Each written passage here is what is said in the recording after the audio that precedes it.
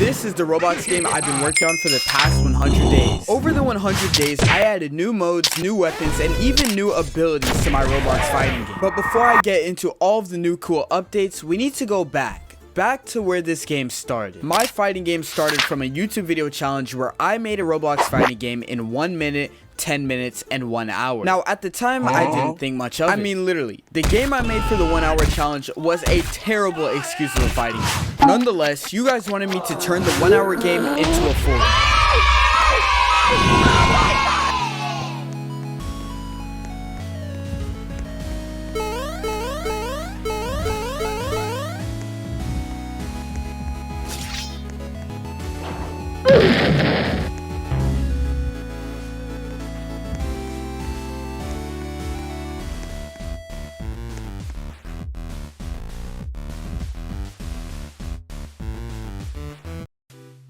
The community for my fighting game has grown so much over the past few months, and I can't go a single day without seeing a comment saying either to release the fighting game, update the fighting game, or delete the fighting game. No, that's not supposed to be. So because my last video where I spent 30 days updating the fighting game did so freaking well, and you guys created massive hype for the game, I filled you guys' demands and spent the last 100 days updating my Roblox fighting game. The first thing I needed to do was make the map bigger because at the moment, the map size was just not gonna cut it. And that's better. The map is so much better now. There's so much more room to run around, punch people. Wow, this bubble guy stinks. All he did was grab the old map, extend it a little bit, and call it a day. This game sucks. Calm down. Let me explain. I know a lot of you guys have been complaining about how lackluster the map is. But listen, guys. Trust me when I tell you, this will not be the map in the game on release. The new map will be way better than this and have a lot more going on. It's just, I kind of have a little pet peeve when it comes to developing a game while there's a big annoying map in the way every 2 seconds. I promise, this is not an excuse for me making the map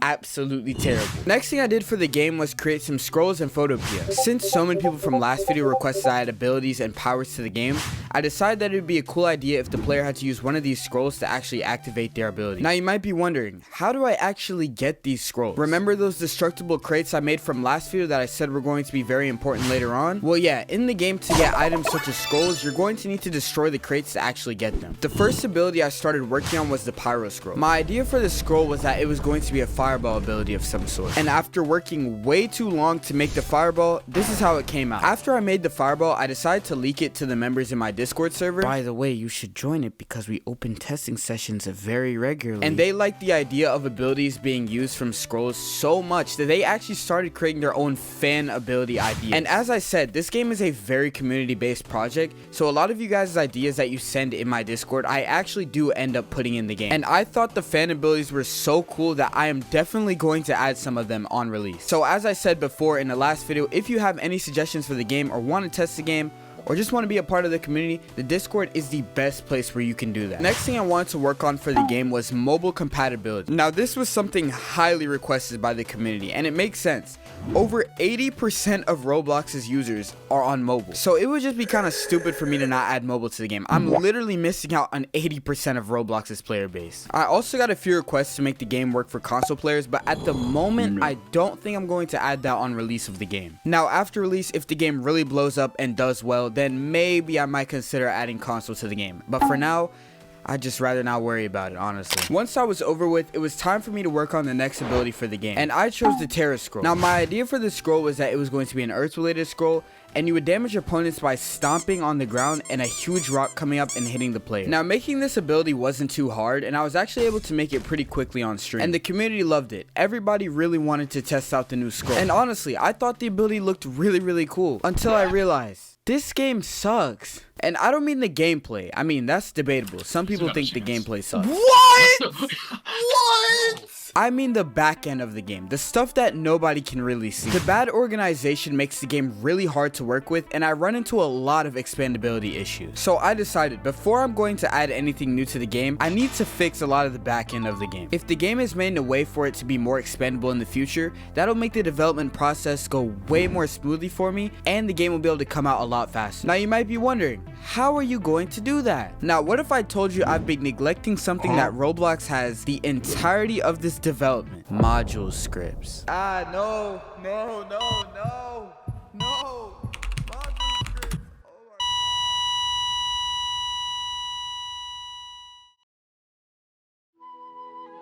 Wondered, okay, what the hell is a module script? I've been developing for the past, I would say, 2 years. And literally, I only started using these like a month ago. And even then, I don't really use them that much, right? Now for the ones that don't really code, I'll try to break down what a module script is in the easiest way possible. A module script is pretty much a way of storing functions or data in a script so that it can be accessed from other scripts. So for example, something like creating a hitbox, which is used countless times with weapons and abilities in this game, instead of rewriting almost the exact same hitbox script with a little bit of modifications in everything that damages an opponent, I can create this hitbox script one time, put it in one script, and be able to access it from anything that might need to damage an opponent in the game. Now obviously for organization reasons, it does make it nice that I won't have to copy the same 100-line script into everything I make, but the real reason why this is helpful for expandability is if anything breaks with the hitbox, or I might need to change anything with the hitbox, I can just change it from one script and it will affect everything I have in the game. I just spent the last minute teaching you guys about module scripts, but there's just so much more to cover in Roblox development. That's why the sponsor of this video is the Roblox Developer Network. The Developer Network is a community where you can learn to make Roblox games and connect with some of Roblox's top developers. The network has over 20 hours of development lessons and a community to help you make the Roblox game of your dreams. Everything in this community is made to help you make money from Roblox development. You'll also get to participate in monthly Roblox challenges for prizes like Robux and private coaching calls. And because of their current 50% off sale, all of this is available for just $9 a month. You're literally spending 25 cents a day to learn to become a top Roblox developer. Click the link in the description to join the community and lock in your price before their sale ends. Seriously, this is something I wish I had when I was starting out as a Roblox developer. Thanks again to the Roblox Developer Network for sponsoring this video.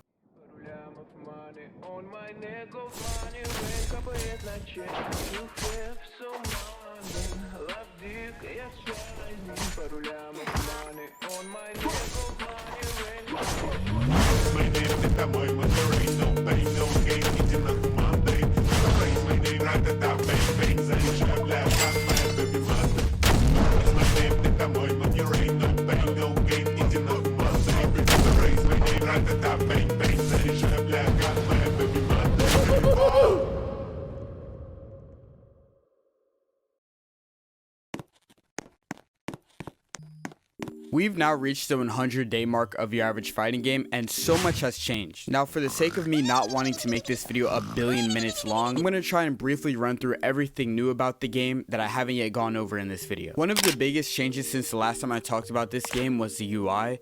I changed the UI a lot. It looks way better now. I'm still not 100% sure if this is going to be the UI on release of the game, but for now, this is what we're rocking with, and I think it's decent. The next thing I've been working on is new weapons for the game. I think I've made the mistake of showing so little about the new weapons that people genuinely think it's just a sword fighting game, which is not the case. I do have a complete list of every single weapon that's going to be in the game on release and exactly how they're going to be balanced in the game. And all the weapons have actually already been modeled, so I'm going to start leaking them in my Discord server slowly as I get them finished. Now, every now and then I'll open testing sessions on the game, and something I noticed was the game was developing a 1v1 culture. And the idea was brought up in the past of adding a 1v1 mode, but I thought it was finally a good time to try and add it. So I got right to work and started making the 1v1 mode. And then I got a little bit lazy and I had my friend Async help me make the mode. Nonetheless, the 1v1 mode does exist. I mean, it's not good, but it is functional, and anytime the game is open for testing, the 1v1 mode is there. It just needs a lot more polishing, and that goes for like every other aspect of the game. On the topic of Async, I really do have to thank him so much because he has contributed another like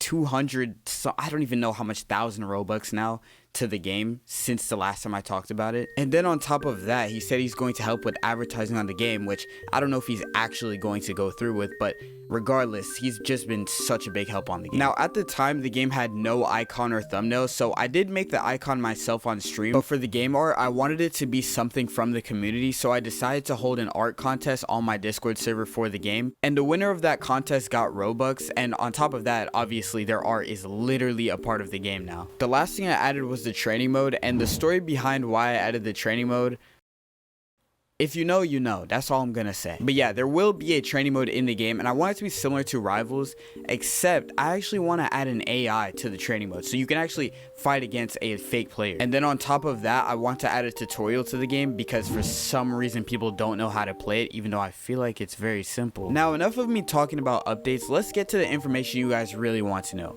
When is Your Average Fighting Game going to finally drop? And my answer to that is I don't even know. Now let me explain. Up until this point, I've basically developed YFG as a solo project. I've said since the start that I wanted YFG to be a project I developed for my fans and my community by myself. But I'd be lying if I said that this game hasn't outscaled my capabilities. Now I could probably just develop the entire rest of the game myself, but it kind of just doesn't even make any sense. I've been blessed to have the funds and connections to hire an entire dev team to work on the rest of the game for me. And if I hire devs to finish the game, not only can I focus on other things, but the game will be able to get out way faster and way better. And that's just the beauty of hiring people that actually specialize in whatever it is that you want. Like, sure, I can make UI, but I don't specialize in it. And sure, I can script a fighting system, but I don't really specialize in that either. So literally right as this video comes out, I'm going to look for developers to help me work on the game. I already even actually have some big developers in mind that I've talked to in the past about this project. Anyways, that's pretty much all there is for me. And again, if you want to continue supporting the game, the Discord server always is available,